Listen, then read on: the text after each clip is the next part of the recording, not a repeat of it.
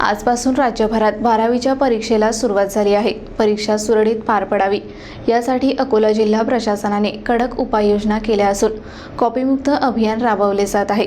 भरारी पथकांना सतर्क राहण्याचे निर्देश देण्यात आले आहेत.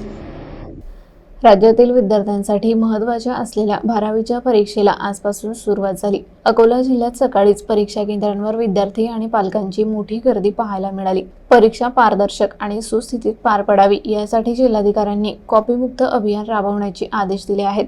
भरारी पथकांना विशेष सजग राहण्याचे निर्देश देण्यात आले असून परीक्षा केंद्रांवर सुरक्षा उपाय वाढवण्यात आले आहेत. परीक्षेच्या तयारीचा आढावा घेण्यासाठी गुरुवारी बैठक घेण्यात आली. या बैठकीला प्राथमिक शिक्षण अधिकारी डॉक्टर सुचिता पाटेकर उपस्थित होत्या. परीक्षेच्या महत्त्वाच्या पेपरच्या वेळी 3 सदस्यीय निरीक्षण पथक नियुक्त करण्याचा निर्णय घेण्यात आला असून त्यात एका महिला सदस्याचा समावेश बंधनकारक आहे. तसेच परीक्षा केंद्रांवर क्रीडांगण, वरांडा आणि वर्गखोलीत सीसीटीव्ही कॅमेरे बसवण्याचे निर्देश देण्यात आले आहेत. 12वीच्या परीक्षेसाठी जिल्ह्यात 88 केंद्रांवर 25,569 विद्यार्थी परीक्षा देत आहेत. परीक्षा सुरळीत पार पडावी म्हणून प्रशासन सज्ज असून परीक्षेसंदर्भातील नियमांचे पालन होण्यासाठी विशेष लक्ष ठेवले जात आहे.